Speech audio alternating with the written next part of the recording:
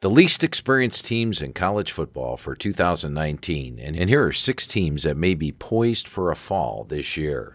Now, I first put the experience chart in my magazine back in 2002, and that chart tabulated the total amount of seniors, juniors, sophomores, freshmen that each team had in its 2-deep. I have since added to the chart throughout the years, and now my experience chart also factors in the percentage of lettermen returning, percentage of yards returning, percentage of tackles returning, and the career starts returning for the offensive line. Does experience make a difference? The answer is an emphatic yes. I went back and looked at the teams that ranked in the bottom of my experience chart over this decade, which gave me 8 years of research. I took a look at the teams that ranked number 118 or lower on my experience chart since 2010. Now keep in mind, there were only 120 teams in 2010, and today there are 130 teams. So there's been an uneven amount of teams that rank number 118 or higher. There have been 77 teams that ranked number 118 or lower in the past 8 years. In 2014, Georgia Southern was number 118 on my experience chart. They were coming off a 7-4 season and fell all the way down to 1-11. Also in 2014, Vanderbilt was number 124 on the chart and went from 9-4 in 2013 all the way down to 3-9. In 2018, Central Michigan was number 124 on the chart, and they went from an 8-5 season in 2017 to just 1-11 last year. Now, of the 77 teams rated number 118 or lower on my experience chart, 61 have had a weaker record the next year. Let me repeat that. Of the 77 teams ranked 118 or lower on my experience chart, 61 have had a weaker record, 6 have had the same record, and only 10 times has a team managed to improve their record the next year.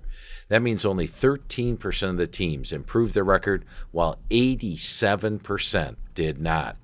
The 77 teams combined for a 559-422 record the previous year, but were a combined 426 and 552 the year they ranked number 118 or lower on the experience chart. Here are some of this year's least experienced teams that I feel are poised for a drop-off this year. Fresno State Bulldogs. Jeff Tedford has done a fantastic job and was my National Coach of the Year last season.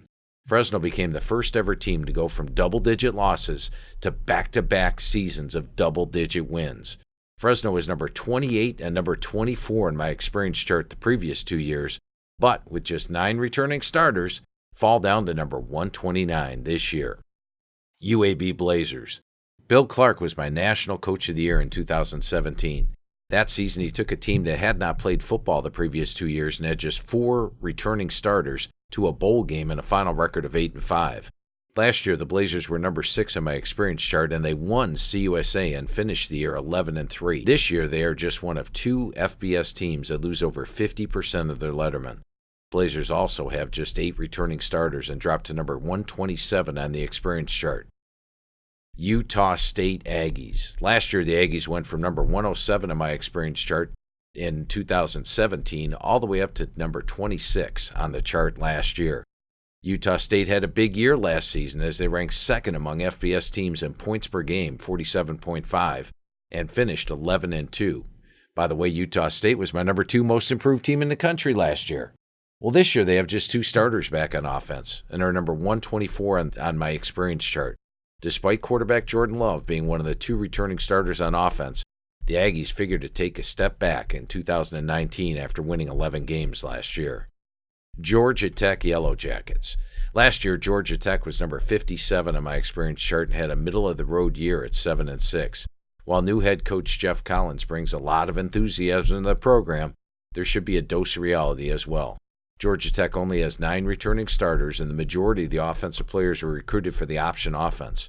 Georgia Tech now moves to a more pass-happy spread offense and ranked just number 122 on my experience chart. North Carolina State Wolfpack. Last year when I spoke with head coach Dave Dorn, he was confident the defense would be solid despite losing 4 NFL draft picks off the D-line. The defense allowed basically the same number as the 2018 defense. Coach Dorn was right on. Well, this year the changes are on offense as they lose quarterback Ryan Finley, 1,000-yard rusher, 2 1,000-yard receivers. The Wolfpack are number 123 on my experience chart and likely won't match last year's 9-win total. West Virginia Mountaineers. Last year, West Virginia was 8-1 and number 7 in the AP poll in mid-November and needed just one win to get to the Big 12 title game. However, they lost to Oklahoma State by 4, then lost to Oklahoma by 3 points in the final 2 weeks of the regular season. Well, this year the Mountaineers have a head coach in his first year, and he inherits just 8 returning starters. West Virginia is number 119 in my experience chart and returned only 27% of their offensive yards and under 50% of their tackles from last season, and likely won't match last year's 8-win total. There are 6 teams that could be on the decline. Well, this has been your Wednesday update. I'll be back on Friday with my Phil Steele Plus tour for Week 1. Hey, everyone. This is Phil Steele. If you're a hardcore football fan, make sure you like this video, subscribe, and of course, hit the bell. And comment below your favorite football moment of the week and let us know what you'd like to see here on my YouTube channel.